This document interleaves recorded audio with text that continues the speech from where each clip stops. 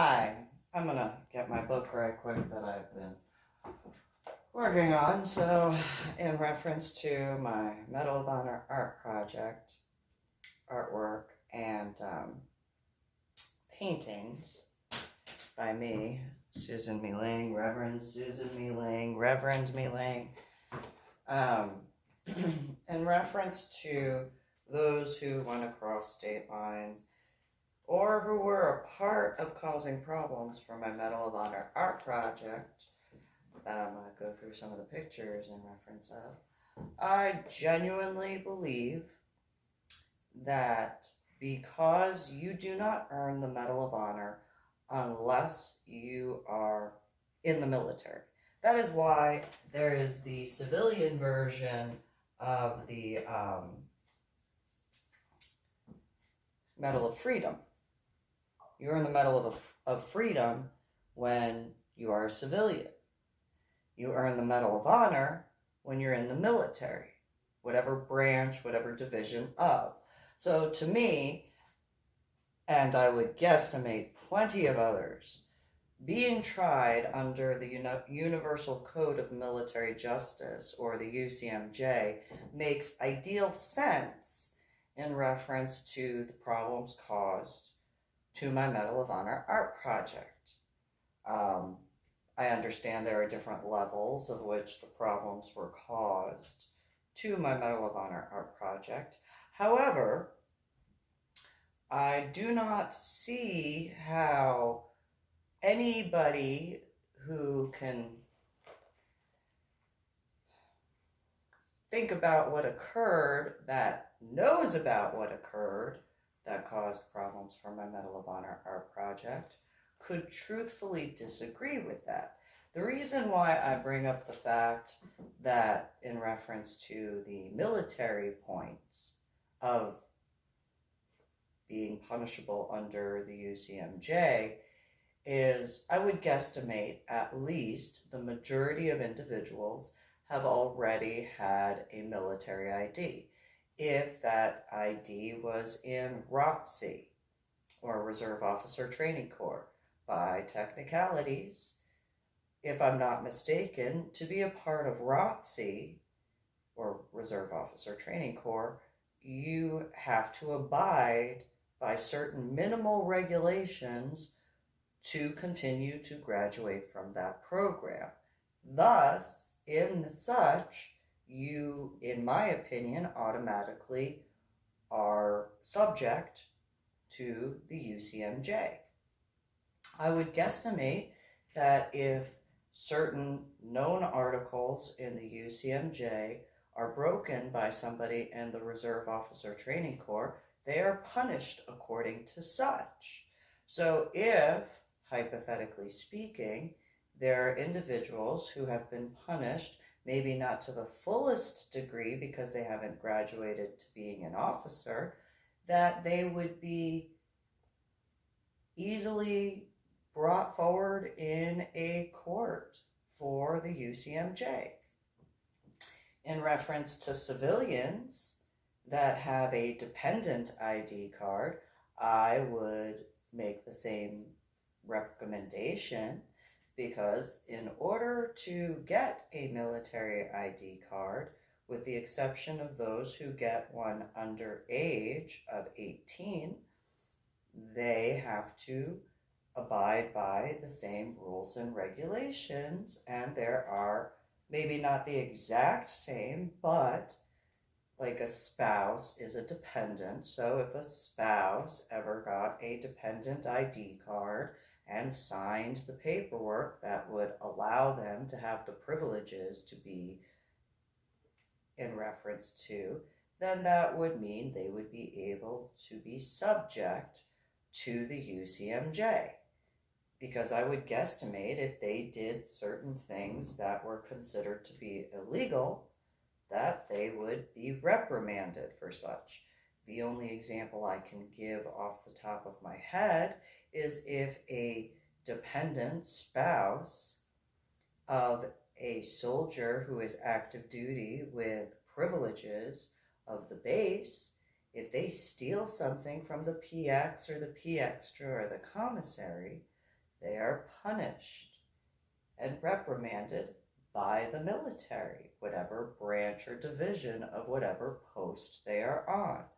In turn, I cannot see how, if somebody had a military ID card as a dependent, specifically in reference to a spouse, and or an individual who signed the dependent paperwork for the military ID above the age of 18 should be, because apparently recently, whatever, but in turn, I don't see how they could not be prosecuted in a similar form and fashion.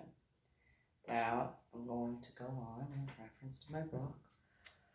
So, in Washington State, I got Sprague from the old Tacoma Cemetery, Civil War era.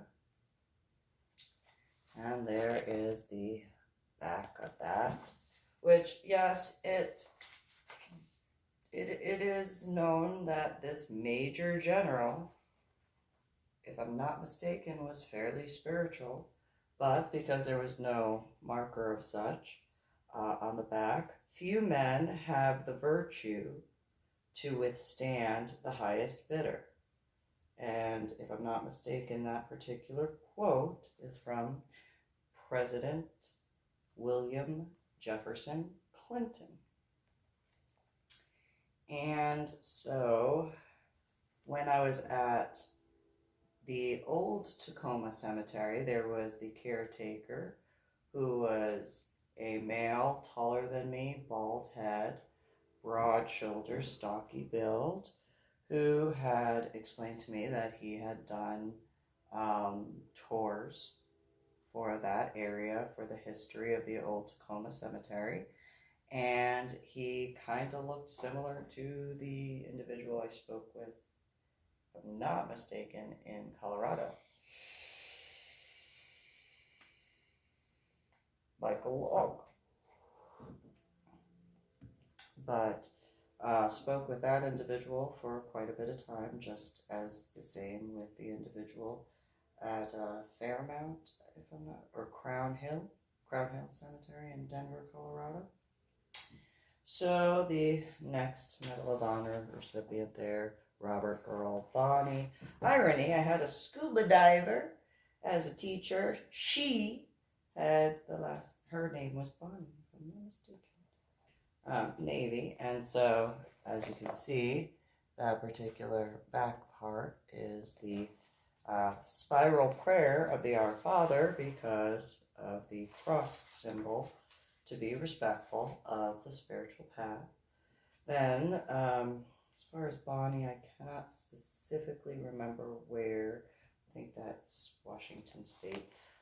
So this one's from Davis. And again, these are the paper versions. I do have pictures of the encased in glass in this book, as well as on my website for the encased in glass pictures. Only the unfinished ones are in the book. So, for Raymond Irwin Davis, I believe that one was found in Bellingham. And at Bellingham would be when, and you can see because of the cross symbol and being respectful to the spiritual background for that Navy soldier, completing a multitude of the Our Father prayer in a spiral going round and round in the center circle. Now, in reference to Davis and Bellingham, I do have to admit that my rear driver's side taillight had been broken, or maybe it was the passenger. One of my rear taillights were shattered, and I thought I heard a ball peen hammer. Hit that taillight when I was completing the rubbing, but I'm not certain because I was in the middle of completing the rubbing. Now, I will admit, in reference to Calugas, who had survived the Death Baton March. His marker I found in, I think it's Lakeview Cemetery in Tacoma. And though he has the, doesn't have the back, even though his particular marker, oh, there it is. So his, I chose to find the symbols from some of the units he had been in as best as I could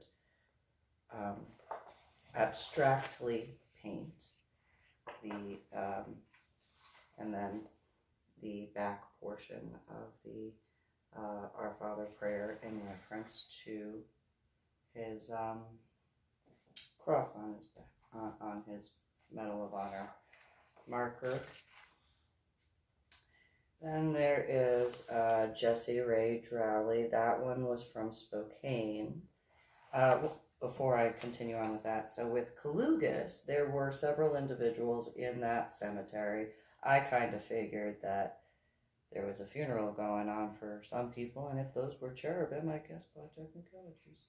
So, but in reference to Drowley, his particular Medal of Honor,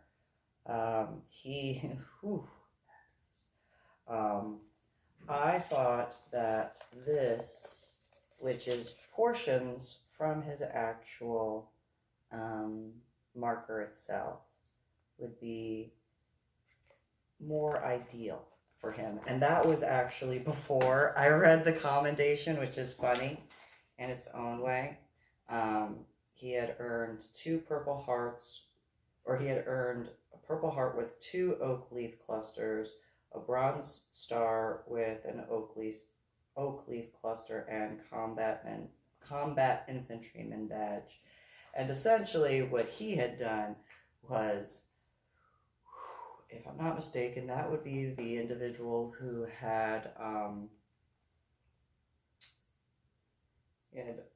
seen off in the distance a I don't know what they're called. The explosion, the tank that had the mortars and stuff, and he ordered some of his men to follow him so that way he could disarm it. And then,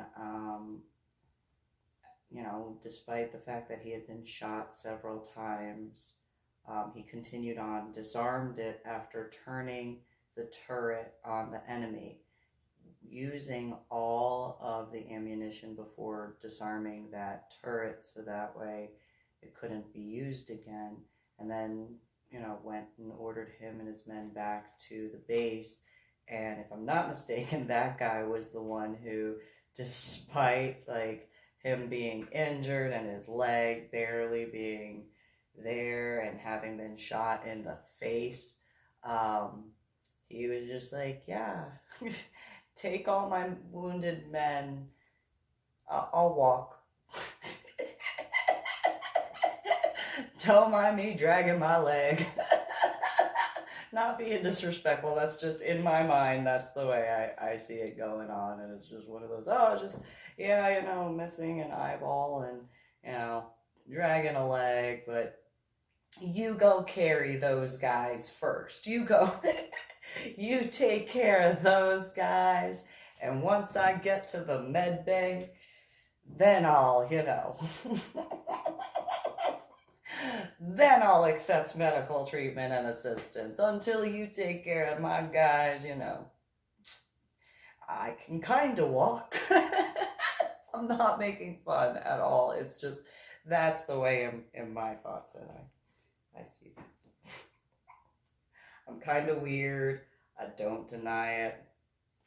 And so in my thoughts, that's pretty much how I envisioned that particular individual when he earned his Medal of Honor. So I'm gonna pause this video here. Please like and share my videos on my YouTube channel. with everyone. Subscribe to my channel as well. And, oh, I did, I don't know who to contact at the YouTube. So if somebody could let me know who to contact at the YouTube. I know I probably sound really weird saying that, but that's fine because I don't know who to contact. But I had 2 different videos. One was before I waxed or got the side of my head waxed, and that would be when I was in San Antonio. I don't know if they know how to do the triangulation thing with the techie stuff. I think I had a red Vizio. I don't remember what the name of the laptop was for that, but I know it was red. I know it was red when I did the YouTube video thing for that, when I cried like a despite the fact I had the right to. And I had the blinds, bamboo blinds sideways behind me in a black and white chair, irony. And then the other video YouTube thing was with the American flag in a black corset, silver latches, with a shower curtain that had trees behind that were black and white iron. So anyway, if somebody could let me know, or YouTube people stuff, that'd be cool. I have tattoos that would be able to be verified are mine. That would very much verify the YouTube thingamabob videos being me. One would be under, I know the email would be susan.meeling@gmail.com. Don't remember the other one, but I had a head injury on Palm Sunday in 2000, so maybe I brought that up in the YouTube video thing at some point. I don't know. But anyway, I appreciate it. You guys have a good one. Brightest of Blessings.